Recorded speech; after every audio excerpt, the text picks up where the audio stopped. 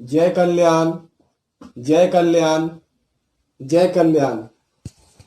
ओम ध्याये नित्यं महेशं रजतगिरिनिभं चारुचंद्रावतंसं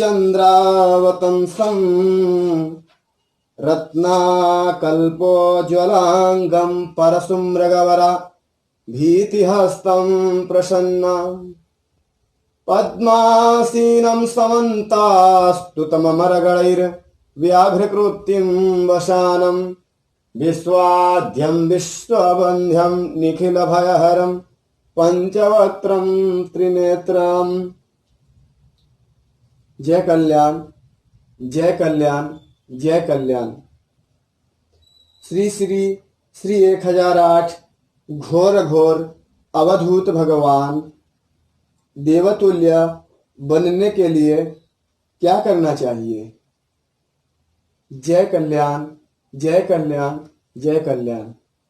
ये जो अभी हम लोग कार्य कर रहे हैं, ये कार्य देवतुल्य बनने के लिए ही किया जा रहा है कि नहीं? देखिए, देवतुल्य बनने के लिए हमें पहले कर्म है कि नहीं? कर्म पूजा जरूरी है। जब तक आप कर्म पूजा नहीं करेंगे तब तक देवतुल्य कहाँ से बन पाओगे, है कि नहीं? देवतुल्य बनने के लिए हमें कर्म पूजा करना ही पड़ेगा। तो कहेंगे कि गुरुदेव, कर्म पूजा का अर्थ क्या होता है? देखिए,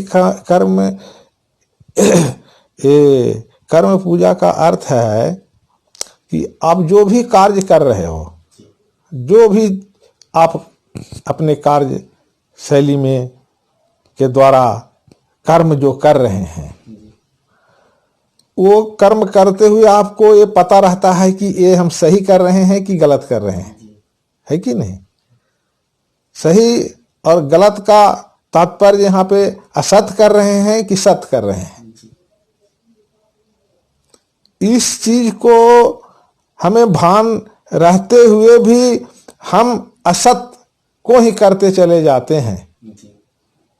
ये देवतुल्य बनने का मार्ग नहीं है कि नहीं? देवतुल्य बनने का मार्ग कि हम जो कर्म कर रहे हैं उस कर्म में हमें सिर्फ और सिर्फ सत्य क्या चीज है उस चीज के पकड़ करके हमें आगे चलना पड़ेगा। समझ रहे हैं? जब उसके ऊपर जब आप चलेंगे कि नहीं ये सत्य है और इसी के ऊपर हम कार्य करते चले जाएंगे, तो आप समझिए कि देवतुल्य बनने के लिए आप आगे बढ़ने लगे, है कि नहीं? आपका कदम देवतुल्य के लिए आगे चल गया। पहले इसलिए नहीं चल रहा था कि हम जानते ही नहीं थे कि कर्म पूजा किस चीज को कहते हैं। कर्म पूजा का अर्थ है कि जो हम कार्य कर रहे हैं उस कार्य में हमें भान होते रहता है, उस कार्य में हमें भान होते रहता है कि ये सत्य है कि असत है। समझ रहे हैं कि नहीं? तो हम सत्य को जानते हुए भी